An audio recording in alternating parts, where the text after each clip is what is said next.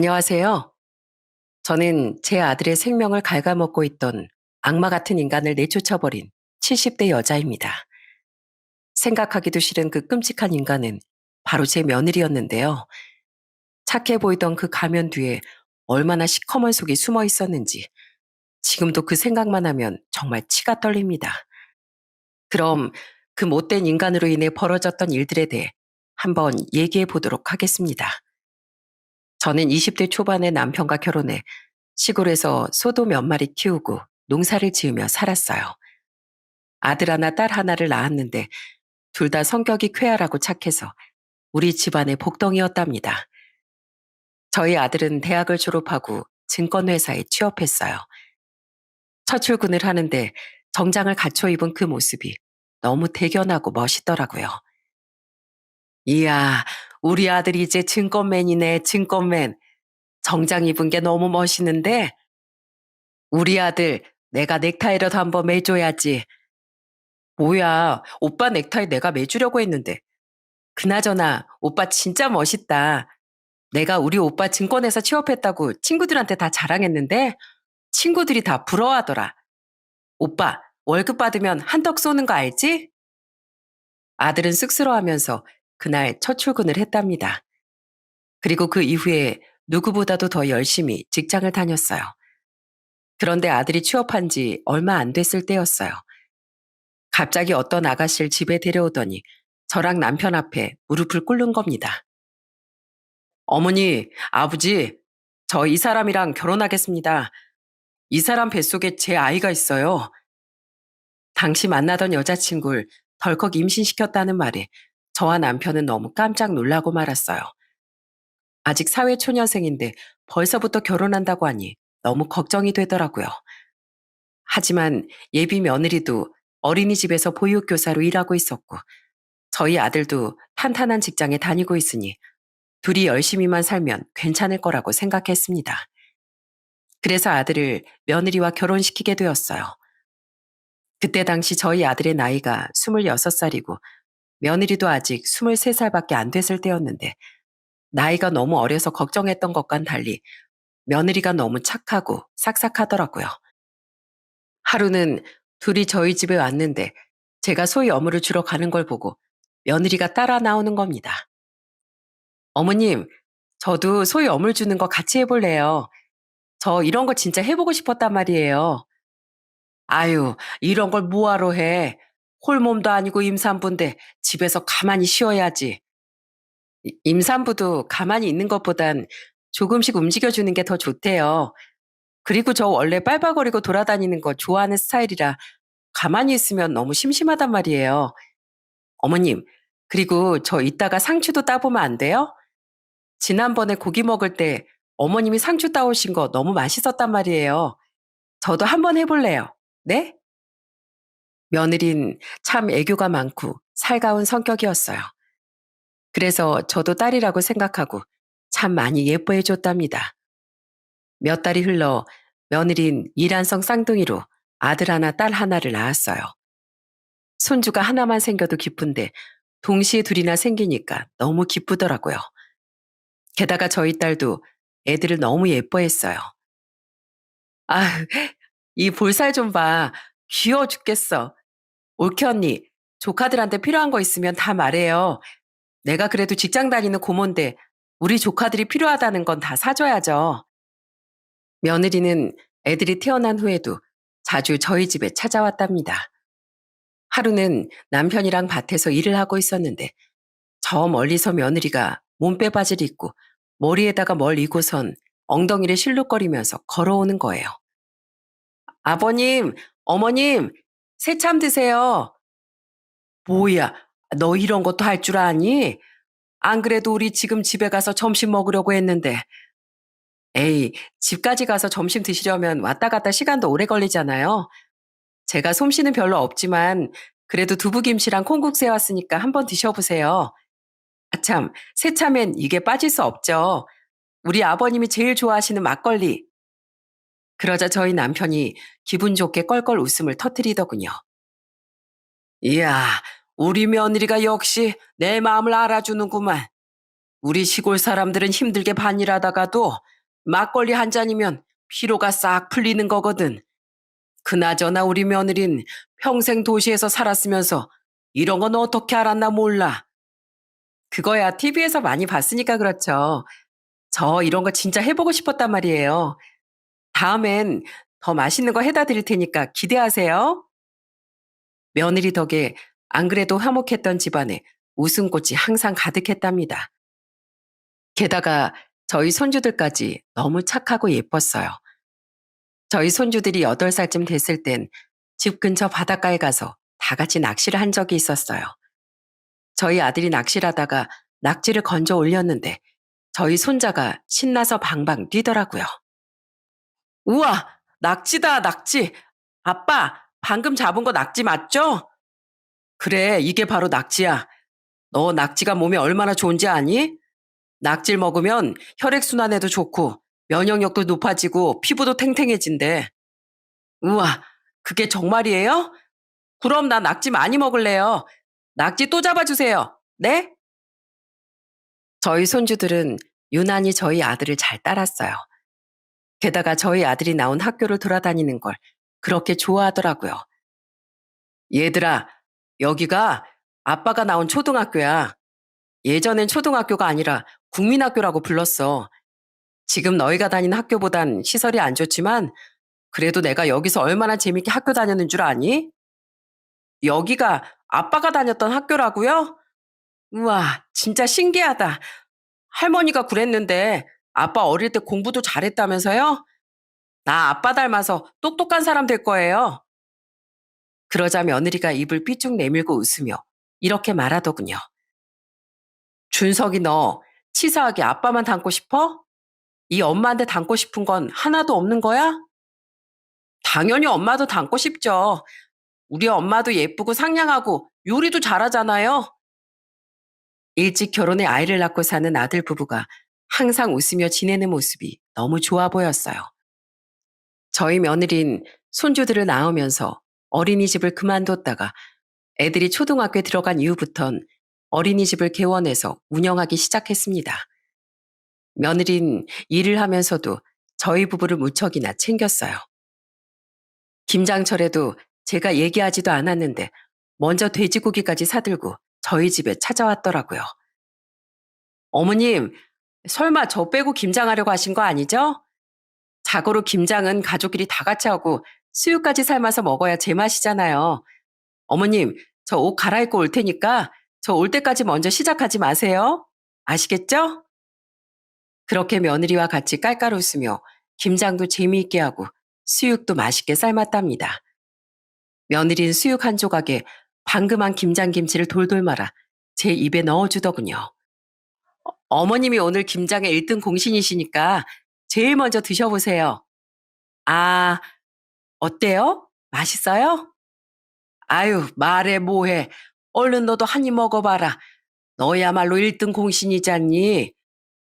에이, 그건 안 되죠. 아버님도 아직 안 드셨는데 제가 어떻게 먼저 먹어요. 자, 이번엔 아버님, 아, 그날 저희 집안엔 한참이나 깔깔거리는 웃음소리가 멈추지 않았답니다. 며느린 저희 딸이 결혼할 때도 자기가 먼저 결혼해 봤다면서 이것저것 많이 도와주더라고요.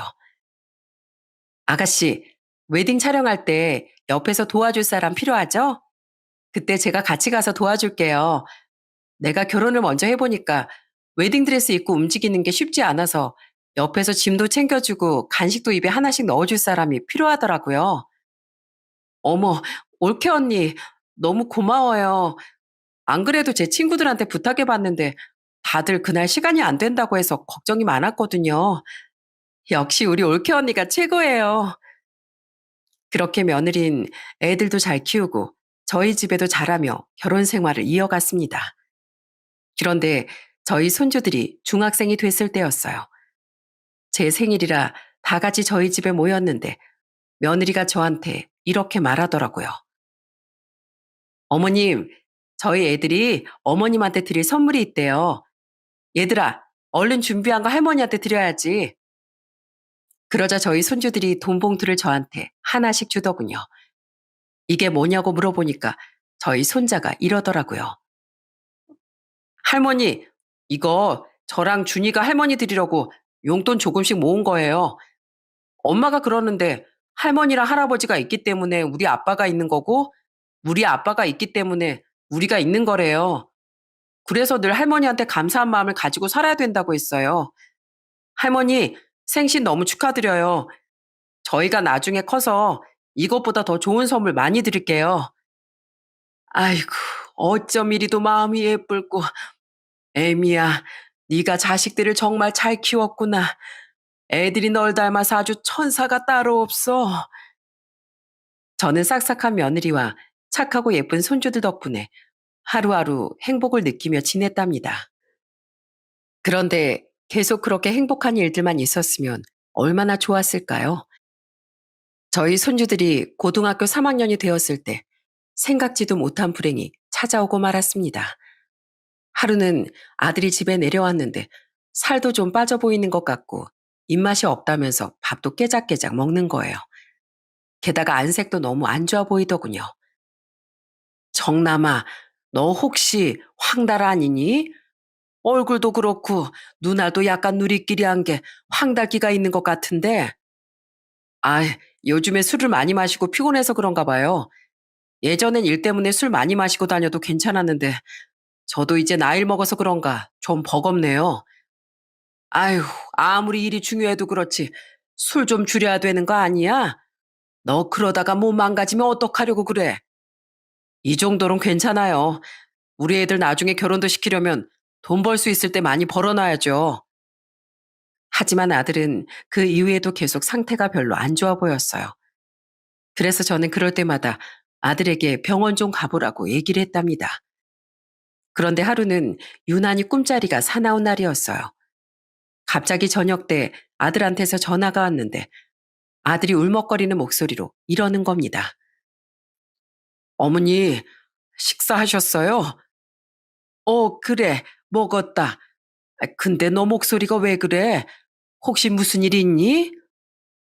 그런데 아들은 아무 말도 없이 조용히 흐느끼기만 하더군요. 너 지금 우냐? 너 울어? 무슨 일이야? 도대체 무슨 일인데 그래? 그러자 아들은 서럽게 울면서 저한테 이러더군요. 어머니, 저 병원에 갔는데 몸이 많이 안 좋대요. 간경화 말기래요. 뭐? 간경화 말기?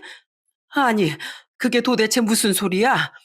우리 집에 나랑 너희 애비랑 둘 다 건강한데 네가 무슨 간경화야? 제가 일하면서 술을 너무 많이 마셔서 그런가 봐요. 일단 회사에 얘기하고 당분간은 치료에 집중하려고요.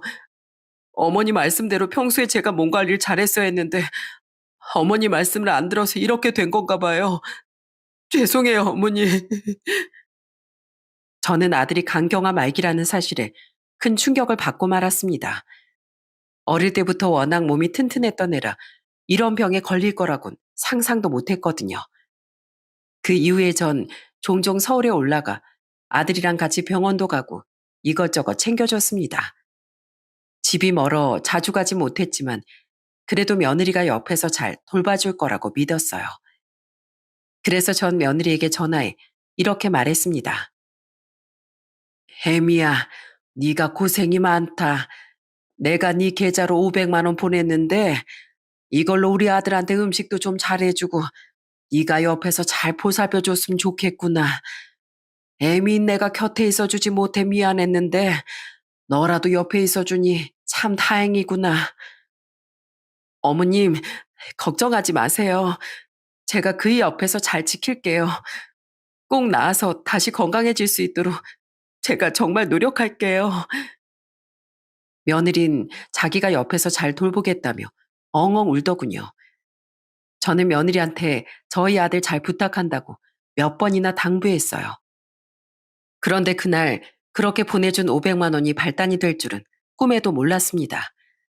그 일이 있고 나서 한 달도 안 됐을 때였어요. 갑자기 며느리한테서 연락이 온 거예요. 어머님, 저 이런 말씀 드려도 될지 모르겠는데 이번에 저희 오빠가 몸이 크게 다쳐서 병원비가 많이 필요하거든요. 어머님도 아시겠지만 저희 오빠네가 되게 힘들게 살잖아요. 혹시 어머님이 3천만 원만 빌려주시면 안 될까요? 뭐? 3천만 원을? 솔직히 그 얘기를 들었을 땐 여태까지 3천만 원도 안 모으고 뭐 했냐는 소리를 하고 싶었어요. 하지만 며느리가 제 아들을 옆에서 보살피느라 고생하고 있는데 괜히 물어보면 기분이 상할까봐 물어보지도 않았습니다. 그런데 며느린 저한테 이렇게 얘기하더라고요. 저희가 대출이라도 받으려면 받을 순 있는데 그럼 대출이자도 나가고 그렇잖아요. 그러니까 어머님이 좀 빌려주시면 안 될까요? 제가 올해 안에 꼭 갚아드릴게요. 그래, 대출이자 내느라 생돈 나가는 것보단 대출이자 아낀 비용으로 우리 아들 병원비하고 약값 하는 게 낫지. 그래, 내가 그 돈 보내주마. 그나저나 우리 아들도 저렇게 누워있고 너희 오빠도 사고로 누워있다니 네가 참 마음이 아프겠구나. 어쩔 수 없죠. 이게 다 제가 감당해야 될 운명인가 봐요. 어머님, 정말 감사해요. 제가 올해 안에 갚는다는 약속 꼭 지킬게요. 그런데 며느린 저한테 3천만 원을 빌려간 지 얼마 안 돼. 또 저한테 연락해서 이러더라고요. 어머님, 저희 애들 이번에 대학 들어가는데 등록금이랑 이것저것 돈 나갈 때가 좀 많네요. 쌍둥이라 그런지 뭐든지 다 두 배로 들어가서 너무 힘들어요.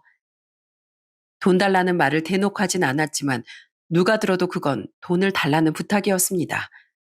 그래서 저는 며느리에게 이렇게 얘기했어요. 그래, 애들 등록금이 얼만데 그거 우리가 내주마.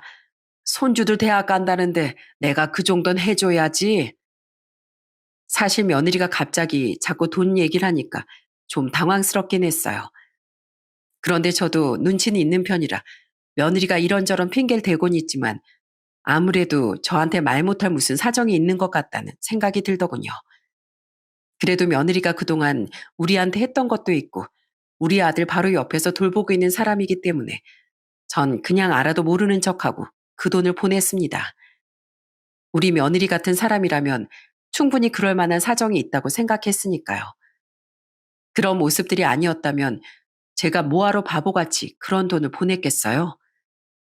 그 이후 저희 손주들은 대학에 들어갔는데 용돈을 직접 벌어서 쓴다면서 둘 다 아르바이트를 한다고 하더라고요. 아르바이트 때문에 맨날 밤늦게 집에 들어온다는데 그 모습이 너무 기특하고 예뻤어요. 그런데 하루는 아들이 너무 걱정돼서 아들한테 영상통화를 건 적이 있었어요.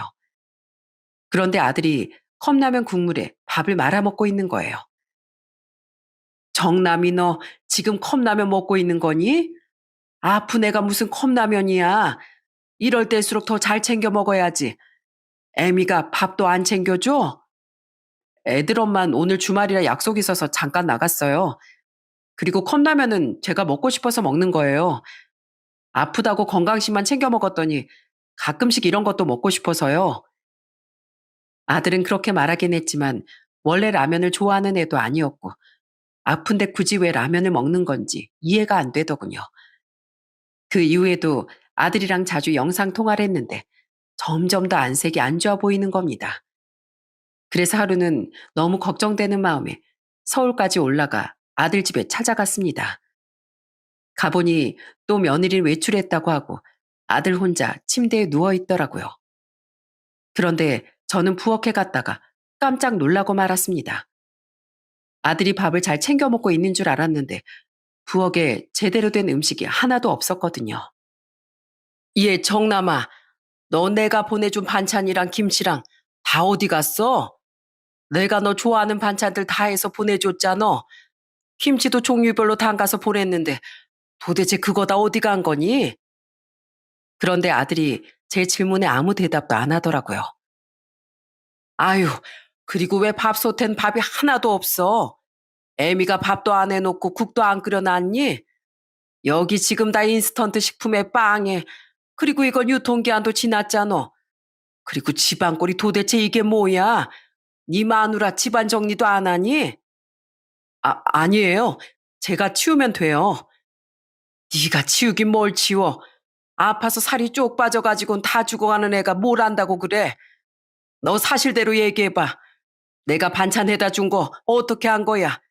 설마 그거 다 애미가 버린 거니? 그런데 아들은 또 어두운 표정으로 아무 말도 안 하고 입을 꾹 다물더군요. 제가 몇 번이나 다시 물어봤는데도 대답을 해주지 않았어요. 너무 답답해서 며느리한테 전화했는데 며느린 전화도 안 받더라고요. 저는 그날 난장판이 되어 있는 집안을 치우고선 아들 집을 나왔습니다. 그리고 서울에 살고 있는 딸한테 연락해 오늘 있었던 일에 대해 이야기를 했어요. 예, 정혜야. 아무래도 이거 뭔가 있는 것 같다. 내가 아무리 물어봐도 정남이 걔가 입을 꾹 다물고 대답을 안 한다니까. 내가 오늘 가보니까 아주 집안이 난리도 아니야. 청소도 안 하는지 거실은 먼지 투성이고 주방은 아주 쓰레기장인데다가 분리수거도 하나도 안 했더라고. 게다가 내가 준 반찬들은 다 버린 것 같더라. 무슨 일이 있는 건지 말이라도 해주면 좋겠는데 말을 안 해주니까 아주 답답해 죽겠어. 아이고, 이걸 어떻게 하면 좋니? 엄마, 엄마 말 들어보니까 진짜 뭔가 있는 것 같은데요. 오빠가 말을 안 해주면 우리가 나서서 증거라도 잡아야 되지 않겠어요? 요새 집안에 소형 카메라 같은 거 다는 사람들도 있다고 하더라고요. 우리도 그거 달아서 무슨 일이 있는 건지 한번 관찰 좀 해봐요. 뭐? 그런 것도 다 있어? 그런데 카메라면 나중에 들키는 거 아니냐? 엄마, 요즘에 나오는 소형 카메라는 단추보다도 더 작아요. 의심도 못하니까 걱정하지 마세요. 그날 저는 딸과 함께 용산 전자상가에 가서 소형 카메라를 같이 구입했습니다. 그리고 아들 집으로 가서 아들이 자는 틈에 소형 카메라를 거실에 설치했어요. 그리고 아들한테 반찬이라도 해주려고 시장 봐서 요리를 하고 있었는데 현관문에서 띠리링 소리가 나더니 며느리가 집 안에 들어오더라고요. 예, 너 지금 어디 갔다 오니? 내가 전화 몇 통이나 했는데 전화도 받질 않고. 어머님, 갑자기 여긴 왜 오셨어요? 저 오늘 친정에 일이 있어서 잠깐 갔다 왔어요. 너 여기 좀 앉아봐라. 너 혹시 내가 준 김치랑 반찬들 다 버렸니? 냉장고 열어보니까 하나도 없던데 다 버린 거냐고? 그게 그이도 안 먹는 것 같고 애들도 안 먹는 것 같길래요. 그런다고 반찬을 버려? 그리고 오늘 보니까 밥솥에 밥도 하나도 없던데 너 지금까지 우리 아들 뭐 먹이고 있었던 거야? 맨날 배달 음식이랑 인스턴트 음식만 먹이고 있었니? 저번에 보니까 몸도 안 좋은 애가 컵라면에 찬밥을 말아서 먹고 있더만. 그땐 라면이 먹고 싶어서 그런 줄 알았는데 이제 보니 네가 밥을 제대로 안 챙겨준 거 아니니? 그런데 며느린 술 냄새까지 풍기면서 뻔뻔한 얼굴로 이렇게 말을 하더군요. 참나, 그이가 그래요? 제가 그랬다고 어머님한테 일러 바쳤어요? 뭐? 일러 바쳐? 너 지금 그런 소리가 입에서 나오니? 그나저나 너 우리 아들이 여태까지 매달 월급 갖다 준 돈 다 어떻게 했어? 내가 그때는 너 기분 나쁠까봐 얘기 안 했는데 지금 보니까 너한테 물어봐야겠다. 너 도대체 우리 아들이 번 돈은 다 어디다가 썼길래 나한테 두 번이나 돈을 빌려달라고 했어? 어머님, 지금 그거 따지려고 오신 거예요? 쌍둥이 키우려면 돈이 얼마나 많이 필요한 줄 아세요? 어머님도 애들 키워봐서 아시잖아요. 그이가 벌어다 주는 돈은 당연히 애들 키우는데 다 썼죠. 그래서 지금 돈 없어서 우리 아들한테 라면을 먹이는 게냐? 그래서 저렇게 아픈 애한테 아무것도 신경 안 쓰는 거야? 난 그래도 네가 우리 아들 옆에서 잘 챙겨줄 줄 알았다. 그런데 너 눈이 있으면 좀 봐라. 내 아들이 밥도 제대로 못 먹고 힘없이 누워가지고 허구한 날 울고만 있는 것 같더라. 그래도 네가 마누라인데 기본적인 건 챙겨줘야 되는 거 아니니? 허구한 날 밖에 싸돌아다니기만 하고 도대체 네 남편한테 신경 쓰는 게 뭐야? 주말마다 맨날 외출했다고 그러더니 오늘은 아예 술까지 먹고 이 시간에 들어와? 어머님, 저도 힘들어서 그래요. 저는 술도 마시면 안 돼요? 뭐라고? 예, 너 도저히 안 되겠다. 너 당장 우리 아들 월급 통장 좀 갖고 와봐라. 내가 확인 좀 해봐야겠어. 우리 아들이 그래도 잘 나가는 증권맨이라 연봉도 많이 받았을 텐데 그걸 애 2명 키우느라 다 썼다는 게 도저히 납득이 안 된다. 그 많은 돈 다 어디로 썼는지 내가 확인해야겠으니까 당장 갖고 와보라고. 참나, 어머님이 뭔데요? 진짜 웃기고 있네. 어머님, 저 사람 와이프예요. 그러니까 선 넘지 마세요. 저희 집 살림은 제가 알아서 하는 거라고요. 왜 어머님이 월급 통장을 깔아말 하시는데요? 이럴 거면 가세요. 저희 집에서 나가시라고요. 뻔뻔하게 나오는 며느리의 모습에 너무 기가 막히더라고요. 그런데 그때 옆에서 듣고 있던 저희 딸이 며느리한테 이렇게 말하더군요. 옳게, 어른한테 말이 너무 심한 거 아니에요? 아무리 술을 많이 먹었어도 그렇지 기본적인 예의라는 게 있어야 될 거 아니에요. 술 마시면서 예의까지 밥 말아 먹었어요? 이봐요, 아가씨. 아가씨가 뭔데 참견이에요. 왜 어머님이랑 쌍으로 나한테 난리냐고요? 짜증나 죽겠으니까 얼른 가세요. 엄마, 그냥 가자. 뭐하러 이런 대우 받으면서 여기에 있어? 오빠, 우리 나중에 다시 올 테니까 그때 다시 얘기해. 저는 딸의 손에 이끌려 자리에 일어나면서 너무 분한 마음에 며느리에게 단단히 경고를 했습니다. 혜미 너, 오늘 일 절대 그냥 못 넘어간다. 너 나한테 하나만 걸리면 아주 내 손으로 가만 안 둘 줄 알아. 알겠어?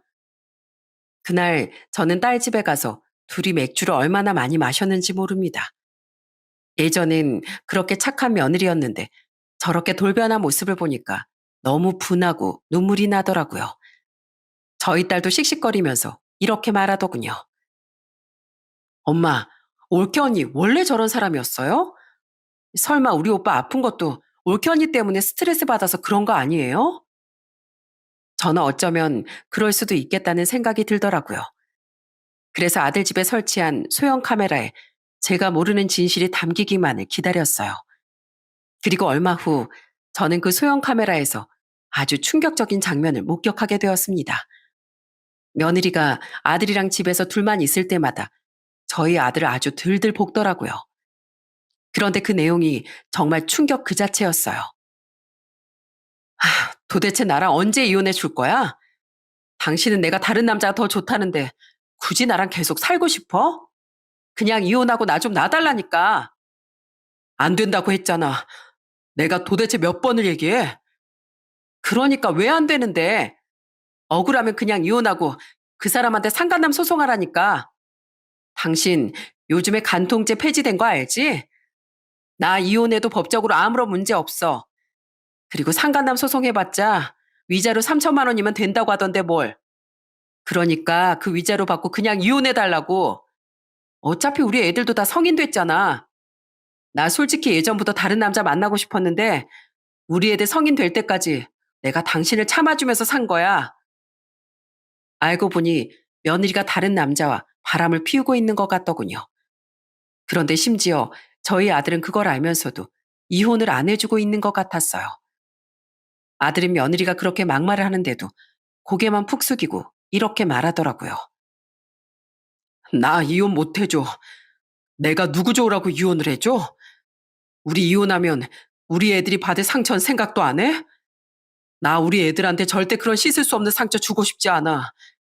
애들이 슬퍼할까봐 나 강경한 말기라는 것도 얘기 안 하고 그냥 간이 조금 안 좋아서 쉬고 있는 거라고 얘기했는데 당신이 바람 피워서 이혼한다는 충격적인 얘기를 어떻게 해? 난 절대 그렇게 못해. 그러니까 그 남자가 그렇게 좋으면 그냥 둘이 상간남 상간녀로 그렇게 살아. 알았어? 아무래도 아들은 지금 많이 아프다는 것도 손주들한테 비밀로 하는 것 같더군요.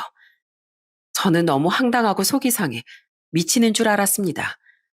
그런데 더 어이없는 건 따로 있었어요. 영상을 계속 보다 보니까 며느리가 아예 집에 상간남을 데려오는 장면까지 찍혀 있더라고요. 뭐야, 당신 또 왔어? 너희 둘 진짜 해도 해도 너무한다. 어떻게 내가 떡하니 살아있는데 고개를 빳빳이 들고 우리 집까지 들어와? 이봐요, 정남 씨. 이러지 말고 우리 좋게 좋게 좀 합시다. 그냥 시원하게 이혼해주면 되잖아요. 이혼하면 뭐 큰일이라도 나는 줄 알고 그러나 본데 우리나라가 이혼율이 세계 최고예요. 세계 최고. 정남 씨만 이혼하는 게 아니라니까. 당신 와이프가 당신이랑 살고 싶지 않다잖아. 그런데 왜 이렇게 억지로 잡아두냐고? 당신 그것도 문제 있는 거 아니야? 무슨 집착병 같은 거 있는 거 아니냐고. 다 죽을 때 되니까 사람이 아주 똥꼬집만 세져가지곤. 지가 무슨 말을 하든 난 절대 이혼 못 해줘. 내가 죽는 한이 있어도 절대 못 해준다고. 이혼 소리가 우리 애들한테 들어가면 애들이 얼마나 상처받을지 생각도 안 해? 당신도 한때는 가정이 있었다며. 눈에 넣어도 아프지 않을 애들이 당신한테도 있을 거 아니야. 아, 그래서 뭐 어쩌라고? 당신 애들이 상처받는 게 나랑 무슨 상관인데? 그냥 이혼 좀 해달라니까. 저는 정말 기가 막혀서 뒤로 넘어가는 줄 알았습니다. 아픈 저희 아들을 두고 바람을 피우는 것도 모자라 감히 집안의 상간남을 데리고 오다뇨. 이게 도대체 사람으로서 할 짓입니까? 저는 도저히 참을 수가 없어서 아들 집으로 바로 찾아갔어요. 그리고 손주들한테도 연락해 지금 당장 집으로 오라고 했습니다. 가보니 또 며느리는 없고 아들 혼자 있더라고요. 저는 너무 원통한 마음에 아들을 붙잡고 이렇게 소리쳤습니다. 정남아, 이 바보 같은 놈아. 네 마누라 바람 피우는 건 내가 다 알고 왔다. 그런 일이 있었으면 진작에 다 터뜨리고 혼쭐을 내줬어야지. 왜 그걸 다 참고 살아? 그래서 네가 속병 걸린 거 아니냐? 왜 그걸 바보같이 참고 사냐고. 하지만 아들은 또 가만히 고개만 숙이고 있더군요. 그런데 그때 제 연락을 받은 손주들이 집에 도착해선 깜짝 놀라 저한테 이러더군요. 할머니, 도대체 무슨 일이에요? 갑자기 급하게 오라고 하셔서 그래서 수업도 빼먹고 왔는데 도대체 무슨 일이길래 고모까지 이 시간에 여기로 오셨냐고요? 얘들아, 내가 너희한테 뭐 하나 물어보마. 너희 엄마를 어떻게 생각하니? 그러자 저희 손녀가 이렇게 말하더군요. 엄마요? 글쎄요, 딱히 생각해 본 적이 없어서요. 그런데 엄마는 왜요? 너희들이 너희 엄마에 대해서 알아야 할 게 하나 있단다. 이제 너희도 성인이니까 알 건 알아야지. 내가 뭐 하나 보여줄 테니까 놀라지 말거라. 저는 그렇게 말하고선 제가 봤던 그 충격적인 영상을 손주들에게 틀어서 보여주었습니다. 그러자 둘 다 입을 틀어막고 놀라기 시작하더군요. 손녀딸은 그걸 보고 울면서 저희 아들한테 이렇게 말하더라고요. 아빠, 이게 도대체 뭐예요? 이게 뭐냐고요? 저 남자는 도대체 뭔데 우리 집에 들어와서 아빠한테 손가락질하는 건데요. 그리고 아빠한테 막말하고 있는 저 사람 진짜 우리 엄마 맞아요? 우리가 아는 그 엄마가 맞냐고요. 그런데 그 와중에 저희 손자는 화면만 묵묵히 보면서 눈물만 흘리더라고요. 그런데 그때 갑자기 저희 손자가 무릎을 꿇는 겁니다. 아빠, 죄송해요. 우리가 공부하고 아르바이트 한다고 너무 신경을 못 썼던 것 같아요. 사실 저도 조금 눈치는 챘어요. 엄마가 최근 들어 평소하고 좀 많이 다른 것 같길래 의심하고 있긴 했었어요. 엄마가 혹시 밖에서 이상한 짓을 하고 돌아다니는 건 아닐까, 아빠 몰래 사고라도 치는 건 아닐까 하면서 의심했었다고요. 그런데 그 이유가 바람은 아닐 거라고 생각했어요. 그런데 이게 도대체 뭐예요? 우리 엄마가 진짜 아빠를 배신하고 다른 남자랑 바람을 피웠다고요? 저 진짜 너무 창피하고 엄마의 저 모습이 너무 추하게 느껴져요. 이 영상을 보니까 엄마를 더 이상 엄마라고 생각하고 싶지도 않다고요. 그러니까요. 아빠, 왜 이렇게 당하고 있었어요? 우리가 자식들이잖아요. 이런 일이 있었으면 우리하고도 상의를 했었어야죠. 왜 아빠 혼자만 괴로워하면서 이러고 있었냐고요. 손주들이 울면서 그렇게 말하는 바람에 거실은 완전히 눈물바다가 되었습니다. 하지만 저는 거기서 멈출 수 없었어요. 손주들의 손을 하나씩 붙잡고 이렇게 얘기했습니다. 얘들아, 너희가 알아야 될 게 하나 더 있다. 사실 너희 아빠 지금 강경화 말기다. 네 아빠 저러다가 죽을 수도 있어. 그러자 저희 손주들은 큰 충격에 뒷목까지 잡고 아주 난리가 나더군요. 손녀딸은 울면서 저희 아들한테 이렇게 얘기했어요. 아빠, 진짜 너무해요. 우리한테 그냥 간이 조금 안 좋아서 잠깐 쉬는 거라고 했잖아요. 평생 동안 힘들게 일해서 안신령 가지는 거라고 했잖아요. 그런데 간경화 말기에다가 죽을 수도 있다고요? 아빠 진짜 너무한 거 아니에요? 아빠 없이 우린 어떻게 살라고요? 저희 손자도 저희 아들한테 울면서 이렇게 말하더군요. 아빠, 예전에 저희한테 뭐라고 그러셨어요? 제일 중요한 게 가족이라고 하셨잖아요. 그런데 이게 뭐예요? 아빠는 우리 가족으로 생각 안 한 거예요? 그래서 우리 속였던 거예요? 그래서 이렇게 아픈 것도 얘기 안 하고 엄마가 바람 피운 것도 얘기 안 한 거냐고요. 미안하다. 미안해. 난 너희가 상처받는 걸 보고 싶지도 않았고 너희를 지키고 싶어서 그랬어. 내가 이렇게 혼자만 알고 가버리면 너희들은 그 끔찍한 진실을 알지 않아도 되잖니. 그래도 너희 엄마가 너희들한텐 잘했잖아. 내가 죽어도 너희 엄마 너희한테 잘했을 거야. 그래서 난 그냥 우리 가족의 평화를 위해서 나 하나만 잘못되면 그만이라고 생각했어. 아빠, 그게 무슨 말도 안 되는 소리예요. 아빠가 엄마한테 그렇게 배신당하고 아파서 돌아가시면 우리가 행복할 거라고 생각해요? 정말 그렇게 생각하시는 거냐고요? 손주들은 큰 충격에 울고불고 난리가 났습니다. 그런데 그때 저희 딸이 나서서 정리를 해주더군요. 됐어. 다들 이제 그만해. 그나저나 오빠 이제 어떡할 거야? 다 알았으니까 어떻게 할 거냐고. 그러자 저희 손자가 이렇게 말하더군요. 아빠, 나 이거 그냥은 못 넘어가요. 나 그 상간남이라는 사람 절대 가만히 못 놔둔다고요. 그러니까 아빠, 조금만 기다려봐요. 내가 엄마랑 그 인간 절대 가만 안 둘 거예요. 그 이후 저희 가족은 상간남에 대해 조사를 했습니다. 알고 보니 상간남은 며느리가 운영하고 있는 어린이집에 건물주더라고요. 이 모든 사실을 알게 된 저희 남편도 화를 불같이 내더군요. 이게 도대체 무슨 일이야? 감히 아픈 내 아들을 두고 딴 놈이랑 바람을 피워? 내가 아주 서울까지 쫓아가서 작사를 내야겠어. 내 아들 모욕하고 가슴 아프게 한 거 아주 그대로 돌려줄 거라고.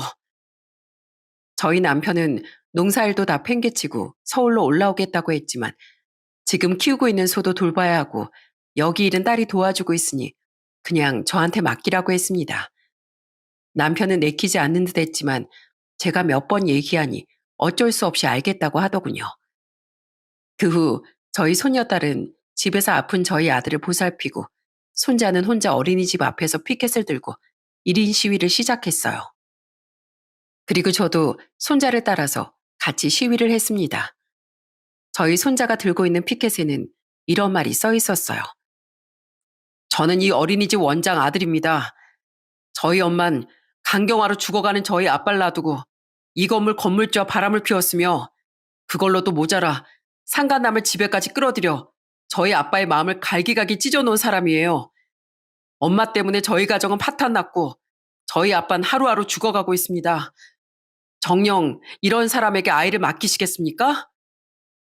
어린이집에 애를 데려다주는 학부모들이 저희를 보고 깜짝 놀라며 수군거렸고 지나다니는 사람들도 어린이집을 가리키며 손가락질을 했어요. 그런데 계속 그렇게 시위를 하고 있었더니 며느리가 나와서 갑자기 저희 손자의 뺨을 때려버리는 거예요. 저는 그 순간 너무 화가 나서 눈이 확 돌아버리더군요. 이야, 너 지금 뭐 하는 짓이야? 네가 뭔데 우리 손주한테 손찌검을 해? 어머님, 어머님이야말로 지금 뭐 하시는 거예요? 저희 아들까지 데리고 이게 무슨 짓이냐고요? 무슨 짓이긴 무슨 짓이야. 네가 한 행동에 대해 만천하에 까발리는 짓이지. 네가 우리 아들한테 한 짓 생각하면 이 정도는 한참 모자라. 참나, 그러게 내가 이혼해 달라고 할 때 이혼했으면 되는 거였는데 그 인간은 왜 이혼을 안 해가지고 이 사단을 만드나 몰라. 됐고, 저 이거 경찰한테 신고했거든요. 그러니까 경찰 오기 전에 얼른 가세요. 하지만 저와 손주는 경찰에 신고하든지 말든지 신경도 안 쓰고 계속 시위를 이어나갔습니다. 결국 경찰이 와서 저희를 연행해 갔지만 저희는 굴하지 않고 다음 날에도 또 찾아가 시위를 했습니다.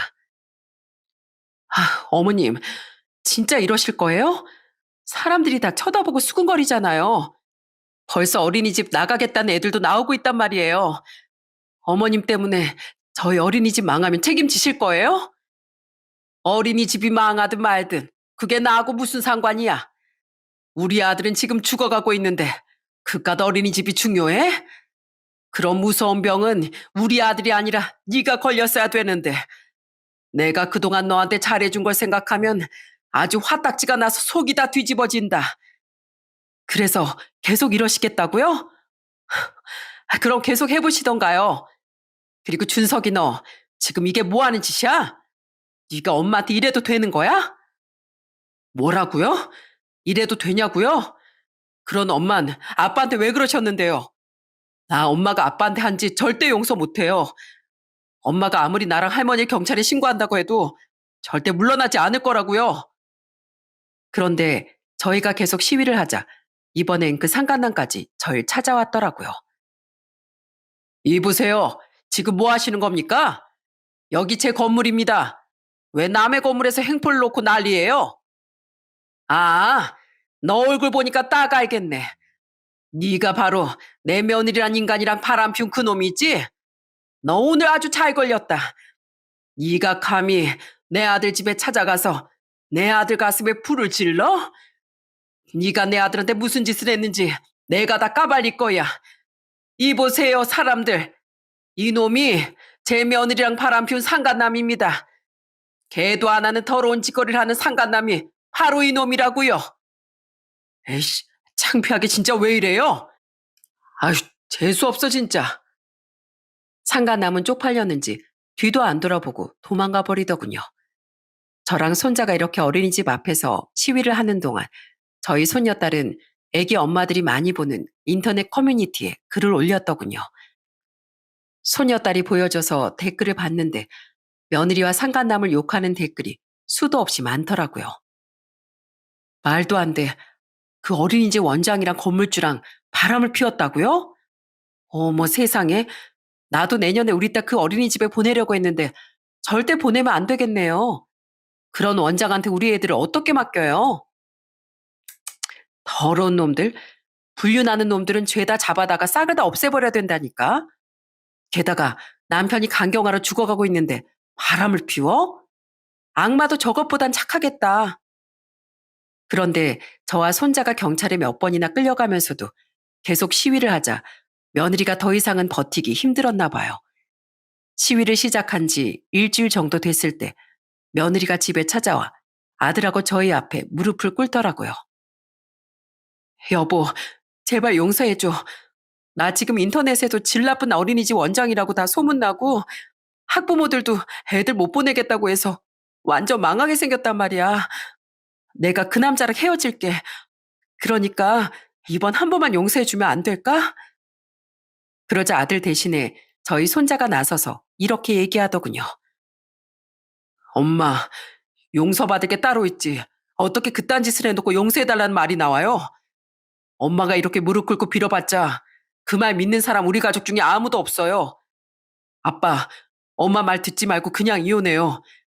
요즘에 이혼 가정이 얼마나 많은데 괜히 우리 때문에 저런 사람이랑 같이 살지 말고 이혼하라고요. 저희도 저런 사람을 엄마라고 생각 안 해요. 여태까지 아빠가 우리 지켜준 것처럼 이젠 우리가 아빠를 지킬 테니까 그냥 엄마랑 이혼하라고요. 사실 아들은 애들 때문에 여태까지 그 모든 걸 숨기고 있었던 거였는데 손자가 그렇게까지 얘기하니까 드디어 마음을 굳힌 것 같더라고요. 결국 아들은 며느리를 똑바로 바라보며 이렇게 얘기하더군요. 당신, 그동안은 날 만만하게 생각해서 날 그렇게 모욕했는지 모르겠지만 이제 나도 더 이상은 못 참어. 당신 때문에 이미 우리 애들이 상처를 많이 받았는데 더 이상 당신 같은 인간 밑에서 우리 애들을 살게 하고 싶지 않다고. 그러니까 용서해달라고 하지 말고 그냥 이 집에서 꺼져. 당신이 그렇게 원하던 대로 이혼해 줄 테니까 그놈이랑 가서 살라고. 알겠어? 여보, 나 진짜 잘할게. 이번엔 진짜 실수였어. 그러니까 한 번만 용서해 주라. 어? 내가 앞으로는 당신 밥도 잘 챙겨주고 병간호도 잘한다고 약속할게.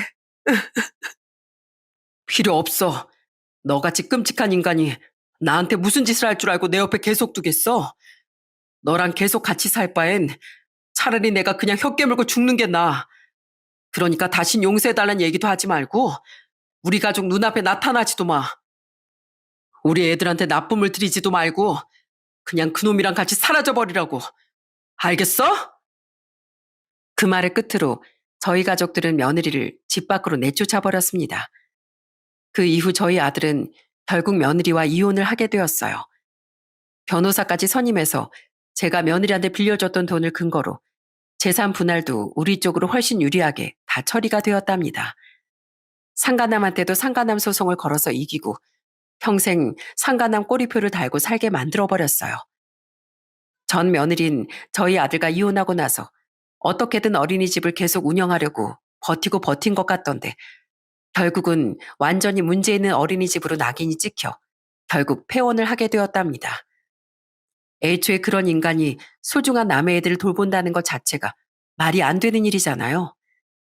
요즘엔 인터넷에서 소문이 워낙 빠르니 아마 새로 어린이집을 개원하는 것도 쉽지 않을 겁니다. 시간이 흘러 그 사건이 있은 지 벌써 2년이 지났네요. 그 이후 저희 아들은 어떻게 됐는지 궁금하시죠? 다행히 저희 아들은 손자가 간이식을 해줘서 다시 새 생명을 찾게 되었답니다. 처음엔 손자가 혹시 잘못되거나 부작용이 있을까봐 아들이 계속 거절을 했었는데 저희 손자가 강력하게 주장을 해서 결국 수술을 하게 되었네요. 지금은 둘 다 회복되고 잘 지내고 있답니다.